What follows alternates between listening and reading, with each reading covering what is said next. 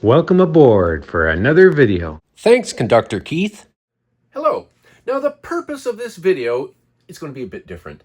It's in response to Hunter Coleman's Alco challenge. I have been building a small O-gauge, coarse scale as the British would say, toy train, little tiny loop to display some of my 1:48 scale Cobi brick models on. It's not officially introduced yet on my channel. I recently purchased a Williams by Bachmann Alco RS3, so we'll run that today. I dug out some old Lionel post-war Alcos. We'll run those as well. But I think the coolest part of this video is going to be me talking about something, especially for my American friends that might not know a whole lot about it, and that is the Montreal Locomotive Works. So I'll show you some Alcos that you've probably never heard of. In August 2024, my friend Joel invited me to visit Expo Rail in St. Constant, Quebec. This is our National Railway Museum here in Canada.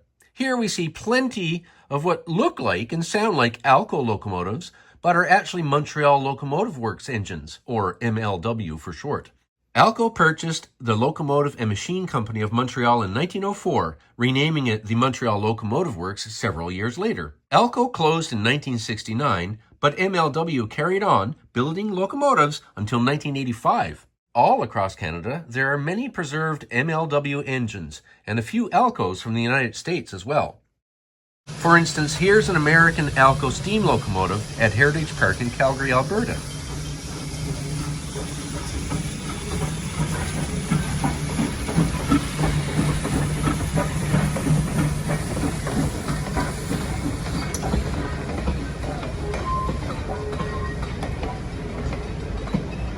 While here is an MLW loco at the Science and Technology Museum in Ottawa. Instead of focusing on tons of locomotives produced by the Montreal Locomotive Works, I am going to show you 3 engines that many of you great Alco fans may never have heard of. So what's this thing? It's an MLW M-420. MLW built 185 A units and 8 B units between 1973 and 1977. This locomotive is powered by the Alco 251C prime mover. And now for possibly the rarest Alco of them all, this is the MLW M-640 from 1971, the only one ever built. This locomotive foreshadows engines of today, which is not surprising since Bombardier purchased MLW in 1988 and sold it on to General Electric in 1993. This 4,000 horsepower engine was powered by an 18-cylinder Alco 251F prime mover and was a monster for its day.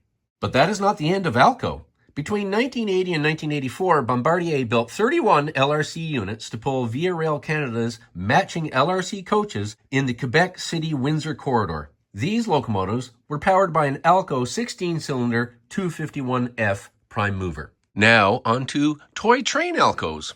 As you can see, this is my teeny-weeny micro O-gauge layout that's, I'm just developing.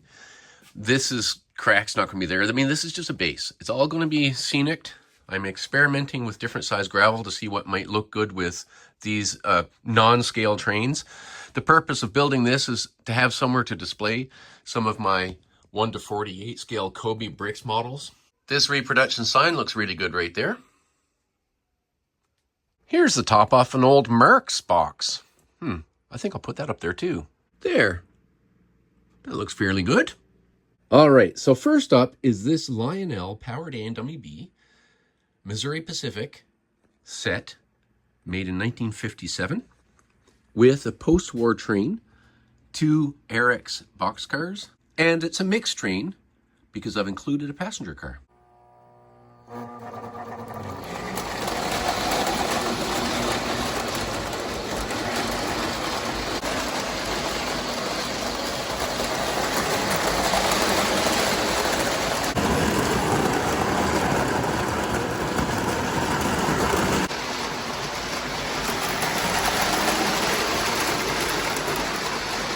The next locomotive is Lionel's Union Pacific Alco. It also is appropriately pulling post-war Lionel railcars.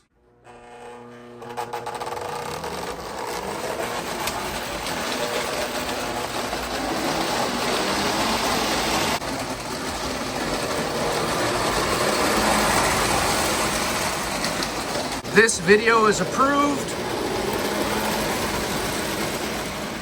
by John L. the Gnome.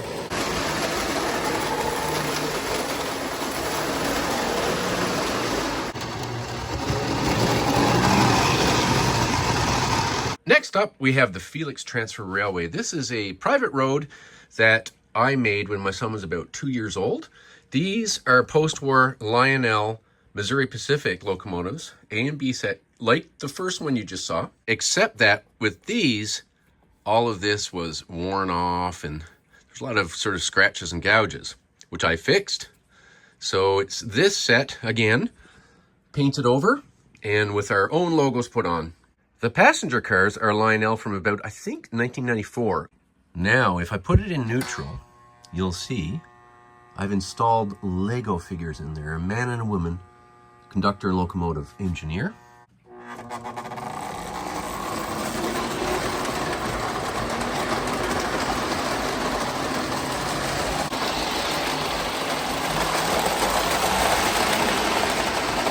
Now for this rail car, I've added a coupler to the rear of the train that wasn't there before. I've cut out this rear window and I've put that guy in there and also a Lego control panel. I've also included this LED light with a little battery inside. So this train can now be run in push-pull configuration.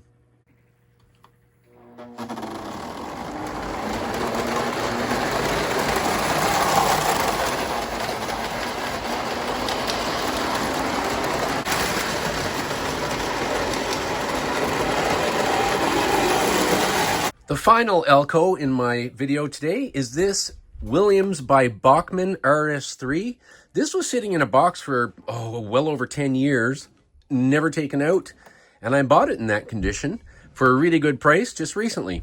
The cool thing about this locomotive is that it's all scale. It's a scale locomotive, except for the wheels and the couplers and the swinging pilot. That's what lets us know that it's a toy train.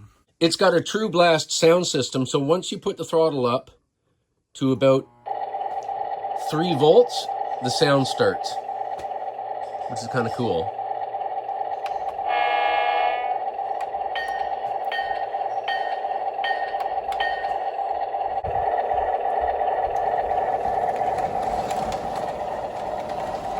Now these rail cars are all 1990s K-line, which I repainted and relettered myself.